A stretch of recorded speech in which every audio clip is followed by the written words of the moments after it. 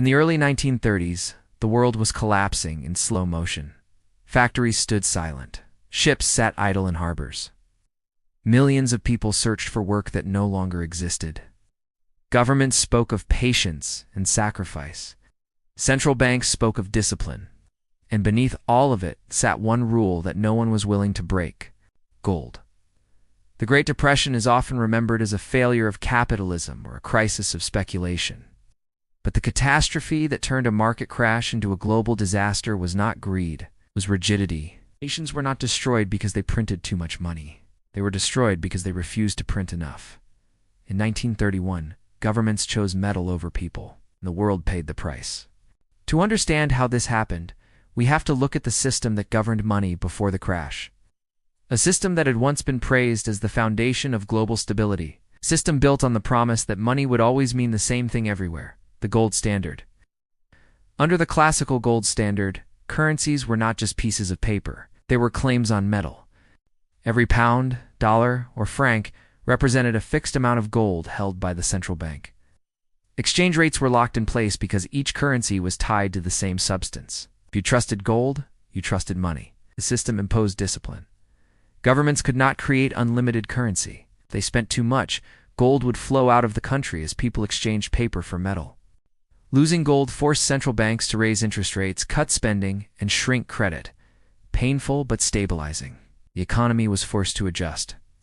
In the late 19th century, this worked remarkably well.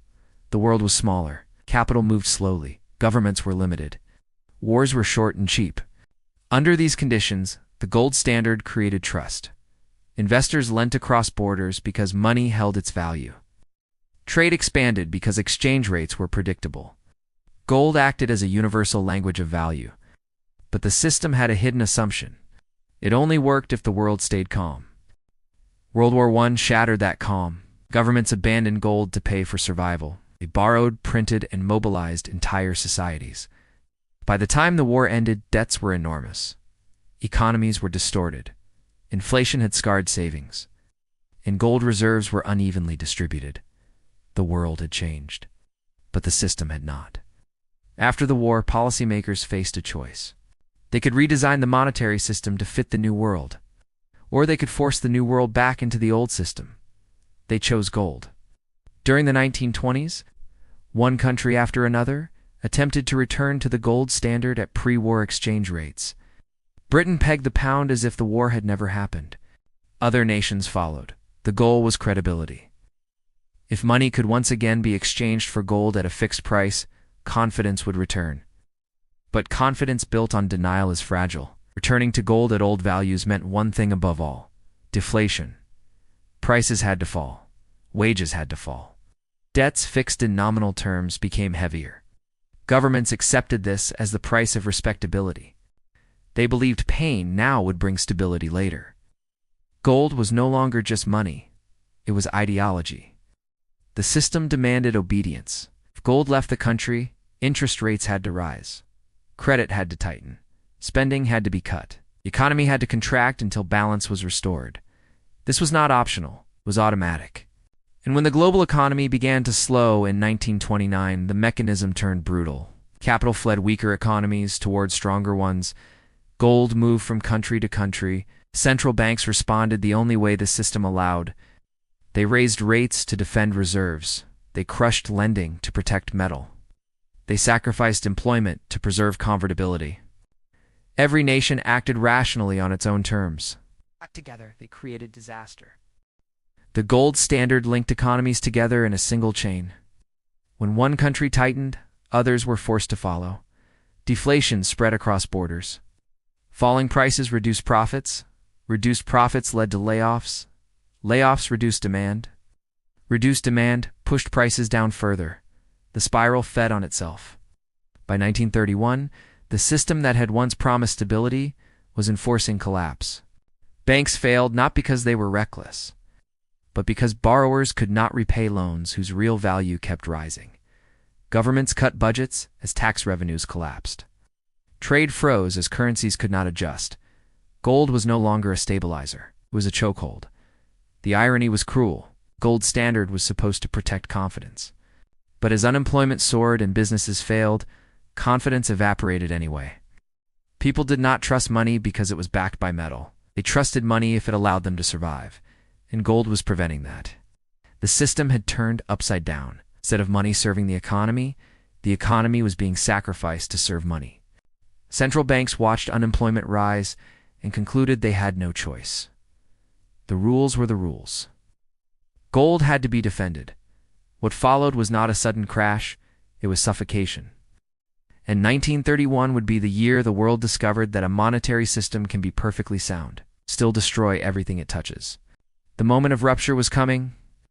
By the early 1930s, the world economy was being pulled apart by a force that no government fully controlled. Gold was leaving some countries and piling up in others, and under the rules of the gold standard, that movement dictated policy. When gold flowed out, interest rates had to rise. When interest rates rose, credit collapsed. When credit collapsed, economies shrank. This was not theory. It was mechanical. After the crash of 1929, investors searched for safety. They moved capital away from countries they feared might devalue. Banks demanded gold instead of paper. Central banks watched their reserves drain and reacted the only way the system allowed. They tightened monetary policy to defend the peg. The result was deflation on command. Prices fell year after year. At first, this seemed manageable. Cheaper goods looked like a benefit, but deflation has a hidden effect. It increases the real burden of debt. Loans taken out in better times became harder to repay as incomes fell. Businesses cut wages or closed entirely. Farmers watched crop prices collapse while mortgages stayed fixed. The gold standard did not care. It demanded adjustment. The pressure was uneven. Countries that held large gold reserves, most notably the United States and France, became magnets for capital. Gold flowed into their vaults. Instead of recycling that gold back into the global system through lending, these countries hoarded it. This was catastrophic. Gold was the foundation of the money supply. When it was locked away, global liquidity shrank. There was less money chasing fewer goods. Deflation deepened everywhere else. The system was starving itself. Smaller economies felt the pain first. Austria's largest bank collapsed in 1931, triggering panic across Central Europe. Germany followed. Depositors rushed to withdraw gold and foreign currency. Capital fled. The Reichsbank raised rates and cut credit to stop the bleeding. The economy imploded, unemployment surged, output collapsed. Political extremism fed on desperation. Britain watched this unfold with dread. The pound was still tied to gold at an overvalued rate. To defend it, the Bank of England raised interest rates as the economy weakened. Exports became uncompetitive. Industries failed. Gold reserves drained toward the United States. The choice was brutal: protect gold or protect jobs. For years, policymakers chose gold. By the summer of 1931, Britain's position was untenable. Speculators sensed weakness.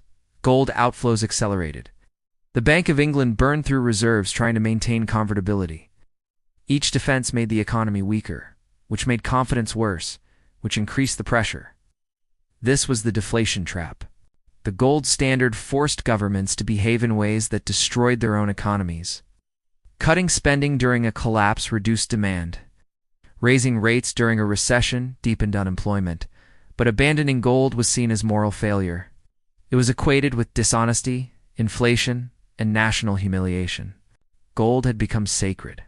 The logic was circular. Confidence required gold. Gold required austerity. Austerity destroyed confidence.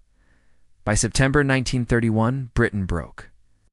With reserves nearly exhausted, the government suspended gold convertibility. The pound was allowed to float. Overnight, a rule that had governed global finance for decades was abandoned by its most prestigious defender. And something unexpected happened. The sky did not fall. Britain did not collapse into chaos. Instead, it began to recover. Freed from gold, the pound depreciated. Exports became competitive. Interest rates fell. Credit slowly returned.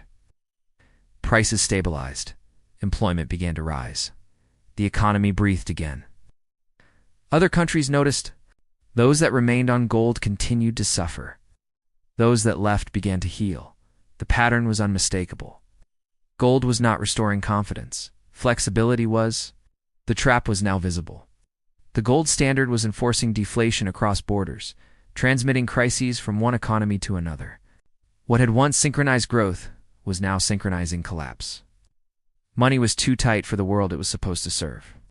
And the longer nations clung to gold, the deeper the damage went. The system that had once promised stability was revealing its true nature. It could not bend. And because it could not bend, it broke. What followed would reshape global finance forever. After Britain left gold, the myth finally cracked. For decades, policymakers had believed that stability came from fixed rules and metallic backing. But the events of the early 1930s revealed something more unsettling. A monetary system can be logically consistent and still be lethal. By 1933, the divide was clear. Countries that abandoned gold earlier began to recover. Industrial output stabilized, employment improved, credit flowed again. Those that clung to the gold standard sank deeper into depression. The United States was the most dramatic case. America held vast gold reserves, yet its economy was imploding. Banks failed by the thousands, prices collapsed, unemployment reached levels never seen before. Gold was abundant, but money was scarce. The system was paralyzed by its own rules. When Franklin Roosevelt took office in 1933, he faced a choice similar to Britain's: protect gold or revive the economy. He chose the economy. The dollar was devalued. Gold convertibility was suspended. Private ownership of gold was restricted.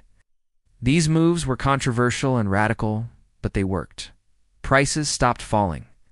Debt burdens eased. Credit returned.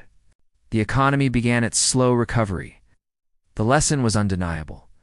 Gold had not saved confidence. It had strangled it. France learned this last. Determined to defend its currency and hoard gold, it remained on the standard longer than most. Deflation persisted. Output stagnated. Only after abandoning gold did recovery begin. By the mid-1930s, the classical gold standard was effectively dead. It had not been destroyed by ideology or revolution, but by arithmetic. There simply was not enough gold to support the volume of trade, debt, and population the modern world had created. Money had outgrown metal. The collapse of the gold standard reshaped the future. Governments accepted that money must be elastic. Central banks were given new roles. Exchange rates became tools rather than chains. Economic management replaced automatic rules. This did not mean discipline disappeared. It meant discipline changed. The system that followed was imperfect, but it recognized a crucial truth. Money exists to serve the economy, not the other way around. The gold standard did not fail because it was corrupt. It failed because it was inflexible. It treated all crises as moral failings rather than systemic shocks. It demanded sacrifice when adaptation was required. The same danger exists in every rigid system: currency pegs, fixed exchange regimes, hard budget rules, automatic austerity. When economies face collapse, rigidity turns stress into disaster. Flexibility can feel irresponsible, but in crisis, it becomes survival. The lesson of 1931 is not that discipline is bad. It is that discipline without adaptability is fatal. Gold promised certainty. What it delivered was deflation. The world learned that stability cannot be frozen in metal. It must be managed in real time. When money cannot expand to meet reality, reality breaks instead. Every monetary system contains a trade-off between credibility and flexibility. In the early 1930s, the world chose credibility at any cost. The cost was mass unemployment, political extremism, and a global depression that reshaped history. Gold did not cause the Great Depression, but it turned a crash into a catastrophe. And that is why in 1931, the gold standard did not just fail, it broke the world.